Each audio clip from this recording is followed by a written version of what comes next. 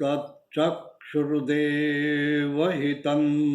पुरस्तात् शुक्रमुच्चरत पश्येम शरदः शतं जीवेम शरदः शतं शृणुयाम शरदः शतं भूयश्च शरदः शतात्।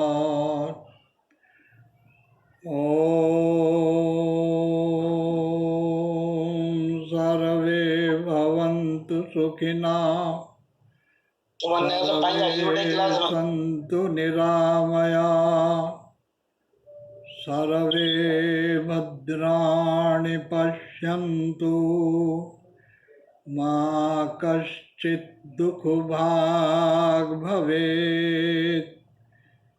ॐ शान्ति शान्ति शान्ति भवतु। ॐ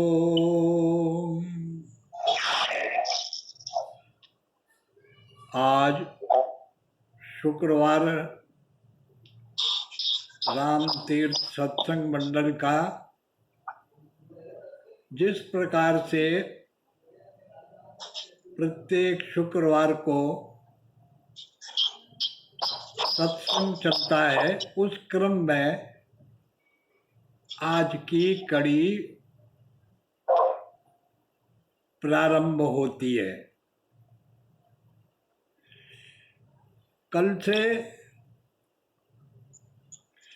हमारे यहाँ एक बहुत बड़ा परिवर्तन प्रारंभ होने जा रहा है।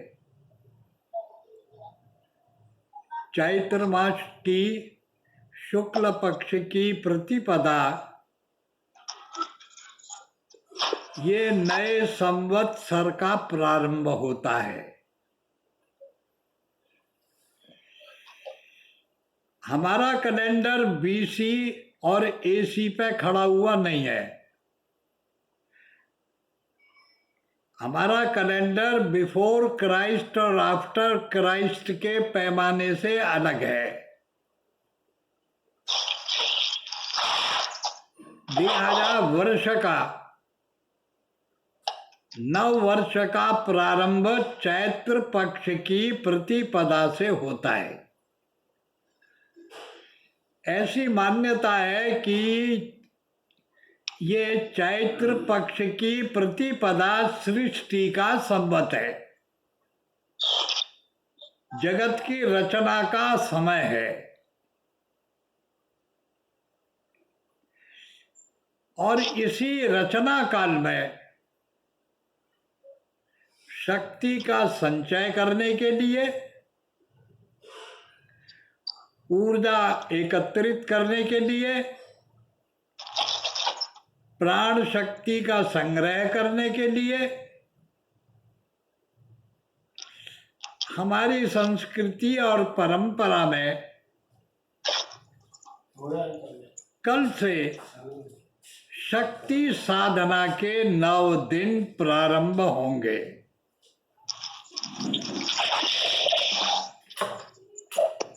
हम अपनी लोकचार की भाषा में कहें तो शक्ति साधना का कलश स्थापन का कार्यक्रम कल से प्रारंभ होगा। ये 9 दिन मिलेंगे। 9 प्रकार की प्रतिभाओं को, 9 प्रकार की शक्तियों को, 9 विशिष्टताओं को अपने अंदर उतारने के लिए, उनका जागरण करने के लिए जो मानसिक तैयारी की जाती है, उसके लिए जो वातावरण में बदलाव लाने का प्रयत्न किया जाता है, यही नव दुर्गा के रूप में प्रसिद्ध होता है। यही नव दुर्गा का महत्व है। मुझे एक बहुत सुंदर छोटी सी कहानी याद आई उपनिषदों की। ये केन उपनिषद में प्रसंग आया है। हमारे जो एकादश उपनिषद हैं, 11 उपनिषद हैं, उपनिषद शब्द का अर्थ होता है उप माने समीप, निसत शब्द का अर्थ होता है सद वसने बैठने, गुरु के समीप शिष्टता से बैठ करके जब गुरु शिष्य संवाद करते हैं, परस्पर एक दूसरे के शंकाओं का समाधान होता है, गुरु उपदेश करते हैं, उस उपदेश को उपनिषद कहा जाता है। 11 उपनिषदों में सबसे पहला उपनिषद है ईशोपनिषद। ये यजुर्वेद का 40वां अध्याय है।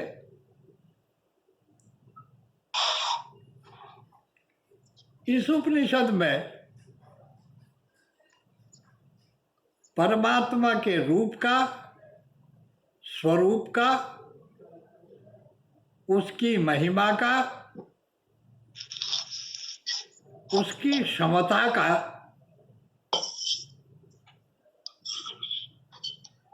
बड़ा सुंदर वर्णन करते हुए हमारे और परमात्मा के पारस्परिक संबंधों पर भी प्रकाश डाला गया है।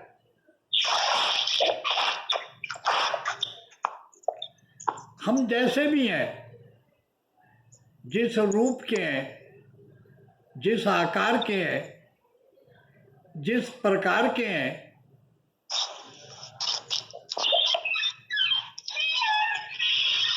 उनके अंदर एक ऐसी क्षमता प्रकृति ने डाली है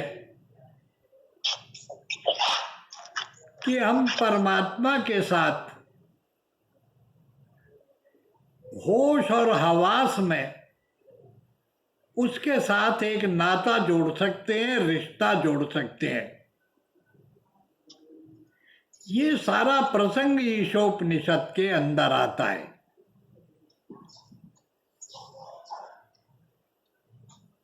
मैं निवेदन कर रहा था कि इन उपनिषदों में केन उपनिषद के उस संदर्भ को मैं आपके सामने रख रहा हूं, जिसका संबंध नव दुर्गा से भी है, नव शक्ति से भी है, नव शक्ति साधना से भी है। इसका एक इशारा, इंडिकेशन हमको केनोपनिषद में प्राप्त होता है। जब ये पूरी सृष्टि बन गई और इसमें जितने आवास बने, स्थान बने, वो सब देवताओं को दे दिए गए।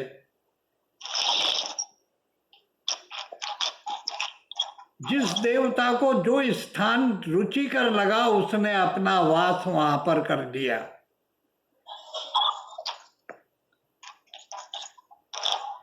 जिस समय सृष्टि बन रही थी, उस समय देवताओं से रहित थी। जब बनकर कंप्लीट हो गई तो प्रजापति परमेश्वर ने देवताओं को रहने के लिए वो सृष्टि प्रदान कर दी कि जिस देवता को जो जगह अच्छी लगती है, ये आए और इसमें वास करे। सारे देवताओं ने अपनी अपनी योग्यता के अनुसार, अपनी क्षमता के अनुसार, अपनी महिमा के अनुसार स्थानों को पसंद किया और देवताओं ने यथा योग्य इस पूरी सृष्टि के अंदर अपना वास निर्धारित कर दिया।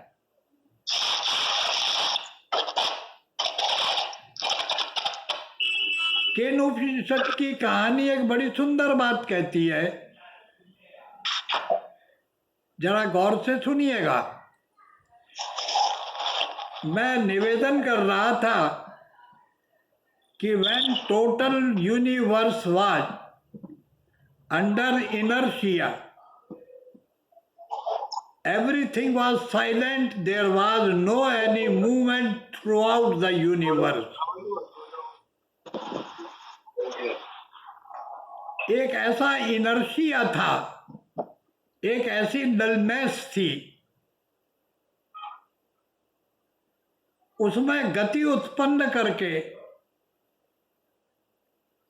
जब ये सृष्टि अपने रूप में डेवलप हुई, विकसित हुई, रहने के योग्य बनी, तो देवताओं ने इसमें वास कर दिया।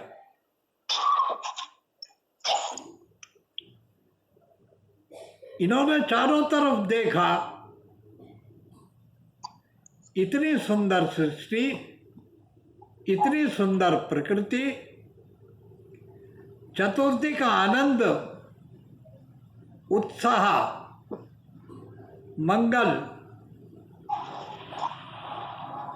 और उत्सव का आयोजन था पूरे ब्रह्मांड में। प्रकृति का कण कण नाच रहा था, हर चीज गतिशील थी, विकास कर रही थी। And the total process of the nature and universe was from being to becoming towards blissness. सारी प्रकृति अपने अस्तित्व से विकास के लिए और विकास का चरम उत्कर्ष आनंद के प्रति चल रही थी। ऐसी सृष्टि को देखकर देवताओं को अहंकार हो गया कि सृष्टि का यह जो आनंद है, सृष्टि के अंदर जो ये जीवन का तत्व है, सृष्टि की जो विशिष्टता है, खूबसूरती है, इसकी अपनी स्पेसिफिक कॉन्फ़िगरेशन है, क्वालिटीज हैं। They are all due to we people, वो हमारे कारण है। यहां पर केन उपनिषद एक बड़ा सुंदर प्रसंग प्रारंभ करती है कि ब्रह्म देवेभ्यो विजगया। प्रकृति में जो ये विजय थी, ये थी तो प्रजापति परमेश्वर के कारण थी। प्रकृति के अंदर जो निरंतरता है, नित्य नव्यता है, इसमें नित्य जीवन का जो विकास होता है, इसमें चेतना का जो प्रस्फुरण होता है, प्रकृति में सौंदर्य की जो आभा आपको दिखाई देती है, और सबसे बड़ी बात है कि समग्र प्रकृति टुकड़ों में बटी हुई नहीं है। हर टुकड़ा it's completely in relation with the totality of the universe. ऐसा अद्भुत चमत्कार देखकर देवताओं को यह भ्रम हो गया कि ये हमारे कारण सृष्टि के अंदर ये विशेषता है। मैं एक बात निवेदन करूंगा, जरा ध्यान से सुनिएगा। यहां सृष्टि से तात्पर्य पिंड से भी है और ब्रह्मांड से भी है। हमारी संस्कृति में, हमारे प्राचीन ग्रंथों में एक बात बड़ी सहज रूप में कही गई है, यथा पिंडे तथा ब्रह्मांडे, यथा ब्रह्मांडे तथा पिंडे। जो भी कुछ ब्रह्मांड में है, अस्तित्व में है, वो सब हमारे पिंड में, शरीर में भी है। और जो हमारे शरीर में नहीं है वो ब्रह्मांड में भी नहीं है। इसका मतलब ये हुआ कि हमारा शरीर ब्रह्मांड से पृथक कोई अस्तित्व नहीं रखता है। ये ब्रह्मांड ही सूक्ष्म रूप में हमारा पिंड बनता है और हमारा पिंड ही विराट होकर के ब्रह्मांड के रूप में परिवर्तित होता है। पिंड और ब्रह्मांड की एक रूपता का वर्णन केनोपनिषद करती है। इस वर्णन करने के संदर्भ में ये छोटी सी कहानी उपनिषदकार ने दी, ये बताने के लिए कि पिंड में रहने वाले इतने सारे देवता और ब्रह्मांड में रहने वाला एक परम देव, ये दोनों कोई अलग अलग चीजें हैं या ये दोनों सब मिलकर के एक हैं। मैं आपके आगे एक प्रश्न रख रहा हूं, जरा गौर से सुनिएगा। बहुदेवतावाद हमारे देश में, हमारी संस्कृति में, हमारे प्राचीन ग्रंथों में, पुराणों में, लोक कथाओं में हजारों देवताओं का, 33 करोड़ देवताओं का वर्णन आता है। ये देवता क्या चीजें हैं? ये कुछ अलग चीजें हैं क्या? क्या ऐसा है कि एक राजा होता है और उसके हजारों लाखों उसके सिपाही होते हैं, उसके कामदार होते हैं, उनके ऊपर एक राजा होता है? क्या इसी प्रकार का कोई कॉन्स्टिट्यूशन है यूनिवर्स का? तो मैं निवेदन करूं, ऐसा कुछ नहीं है। हमारे धर्म में बहुदेवतावाद दिखाई तो देता है पर है नहीं। इसका स्पष्टीकरण यह केनोपनिषद करता है। जरा गौर से सुनिएगा। ब्रह्मा देवेभ्यो विजगया, ये जो सृष्टि की जो विजय थी, ये परमात्मा की महिमा थी। उससे ब्रह्मांड में सृजन की विजय हुई।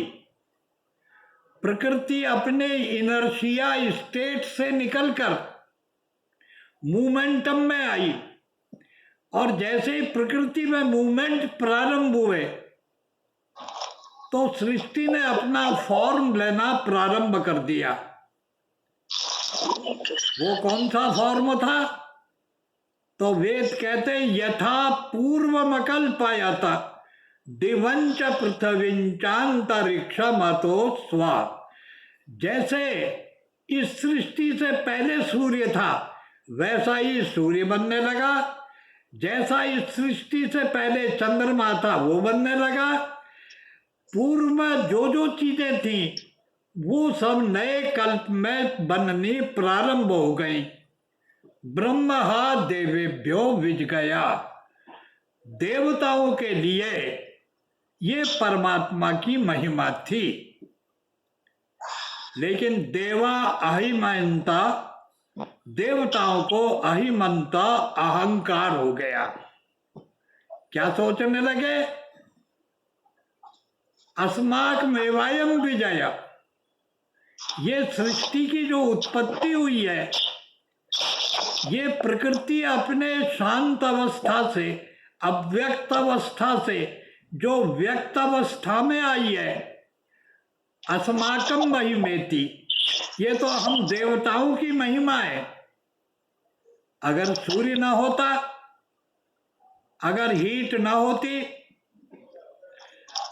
अगर इसमें एनर्जी ना होती, मोमेंटम नहीं होता, तो क्या ये सृष्टि बन सकती थी? इस सृष्टि के बनने के अंदर और कोई कारण नहीं है। देवा आहमियंता अस्माक मेवायम विजय अस्माक मेवायम महिमेति। देवताओं ने कहा ये हमारी खुसूसियत है, हमारी क्वालिटी है, ये हमारी क्वालिफिकेशन है, हमारे एट्रीब्यूट है, ये हमारी सिफ्त है, जिसके कारण ये सृष्टि बनी। अगर हम नहीं होते तो ये सृष्टि बन ही नहीं सकती थी। अगर अग्नि ना होती, एनर्जी ना होती, गति ना होती, तो ये सृष्टि नहीं बनती। इसलिए देवताओं को अभिमान हो गया कि ultimate cause of this all existence is nothing beyond we people. We are the ultimate cause and factor of the universe. ये बात देवताओं ने अहंकार के वशीभूत होकर के करी। तो उपनिषद यहाँ कहानी में एक बात कहते हैं, जिस समय देवता इस प्रकार का अहंकार कर रहे थे, तेभ्यो हा प्रादुर्बभूवा, उसी समय इस ब्रह्मांड में देवताओं के सामने अनंत आकाश में एक यक्ष दिखाई देने लगा। कुछ दिखने लगा, वो दिख तो रहा था पर समझ में नहीं आ रहा था। कुछ है ये तो महसूस हो रहा था, लेकिन क्या है, कैसा है, ये समझ में नहीं आ रहा था। तो सारे देवताओं को व्याकुलता हुई। उन्होंने आपस में विचार किया कि ये मालूम करा जाए कि मेतद यक्षमिति, ये क्या है जो हमें महसूस तो होता है लेकिन कॉम्प्रिहेंसिव नहीं है, समझ में नहीं आ रहा है। एहसास तो होता है लेकिन स्पष्ट नहीं है। ऐसा देवताओं ने मन के अंदर अपने इनके व्याकुलता उत्पन्न हुई। सबने मिलकर तय किया, हम देवताओं में जो अग्रणी हो, लीडिंग हो, सीनियर हो, ज़्यादा इम्पोर्टेंट हो, पहले उसको कॉल किया जाए, उसे बुलाया जाए।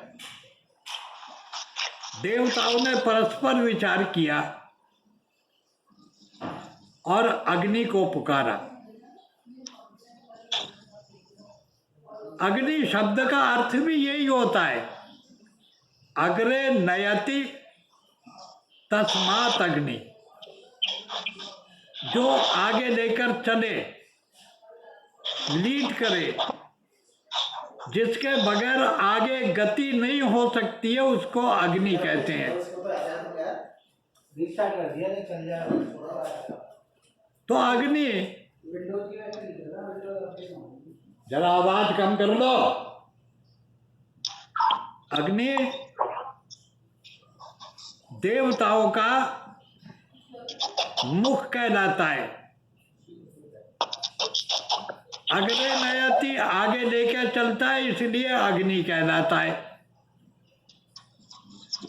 सारे देवताओं ने अग्नि से प्रार्थना करी कि आप देवताओं के प्रमुख हैं, देवताओं के मुख हैं और देवताओं में प्रमुख हैं। आपके समान और कोई तेजस्वी नहीं है, शक्तिशाली नहीं है। तो जरा बताओ तो सही कि ये हमको जो यक्ष अनुभव होता है, जो यक्ष की प्रतीति हो रही है, किम इदम, ये क्या है, मालूम करो। अग्नि का ने कहा ठीक है, मैं मालूम करता हूं ये क्या है। अग्नि देवताओं से यक्ष की ओर बढ़ा और यक्ष के सामने जाके खड़ा हो गया। यक्ष ने अग्नि को देख करके पूछा कि तुम कौन हो? कोआसी, हु आर यू? अपना परिचय दो। कोआसी। अग्नि बोला कि हो आश्चर्य में तुम, आप मुझे नहीं जानते मैं कौन हूं?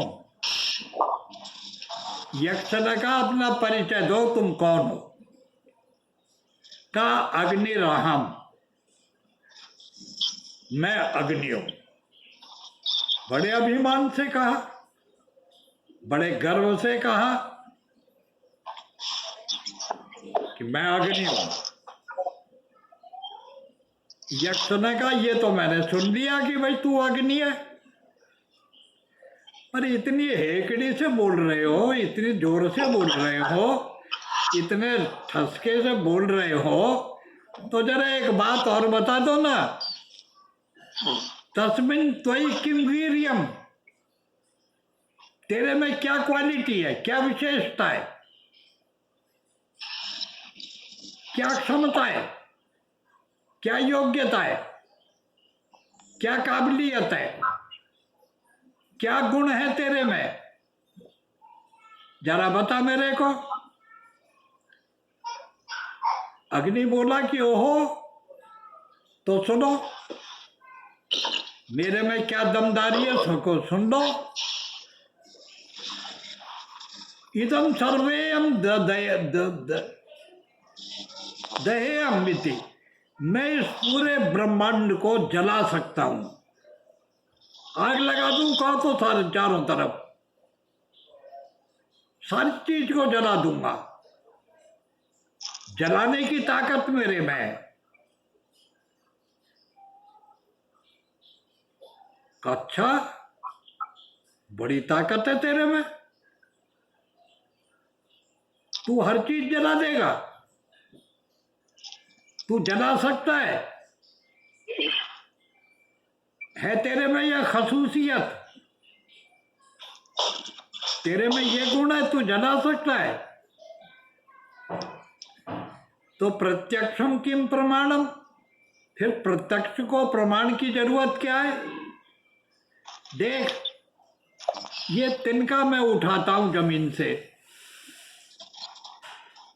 यक्ष ने हथेली पे तिनका रखा और कहा एतद दहेति, ले तू ही जला दे इसे।